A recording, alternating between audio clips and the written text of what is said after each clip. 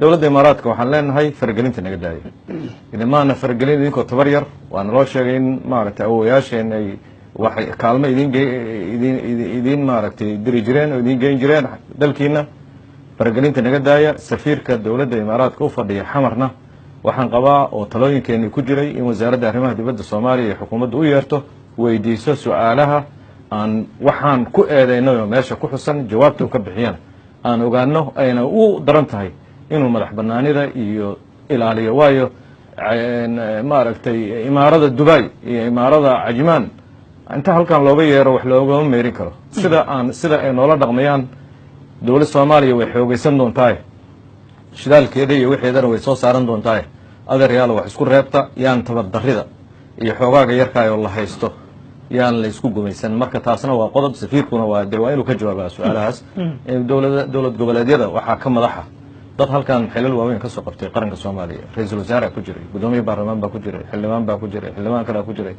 de rag nin kale oo aqoon-yahan oo hadda Hirshabelle loo dhiibaa jira waxaad tihiin labeentii ummadda tihiin sidaad u dhaqmaysaan ilmaha aad idinla nool iyo qof kastoo Soomaaliya wuxuu idinku saanta meesha dhigtaan buu dhigayaa birina ma joogi doontaan adeerayaal saantiina meel fiican dhiga qarannimada Soomaaliyeedna ku dadaala kuna soo noqda dowladda dhexe ciidamada ay tababaraan oo hoos yimaada xoogga dalka Soomaaliyeed ama wasaaradda difaaca anagu waxba kama qabno waanu ugu mahadinaynaa in ciidamadeena loo tababaro waa rabnaa laakiin ciidamo kale oo gaar ah oo aan dowladdu ka warqabin weeye waxaan ka hadlaynaa ay tababartaan waxaan ka hadlaynaa dalkay joogaan meesha joogaan noo sheeg meelo badan bay joogaanin oo dalka ka mid ah gobolay joogaan muxuu ahaay muqdisho qaar baa jooga ciidamo gaar oo iyaga waardiyeeyaho hadaalku annagu aanan shaqo ku lahayn haddeer dekada waxaa uga soo degay gawaariga gaashaaman baa galabta uga soo degtay waxay hubeeyaan gobollo badan bay hubeeyaan oo de hubkaa cid ma Soomaali bay isu adeegsada leeyihiin ma naqaan gobollada dalkoo dhan hub bay u qaybiyeen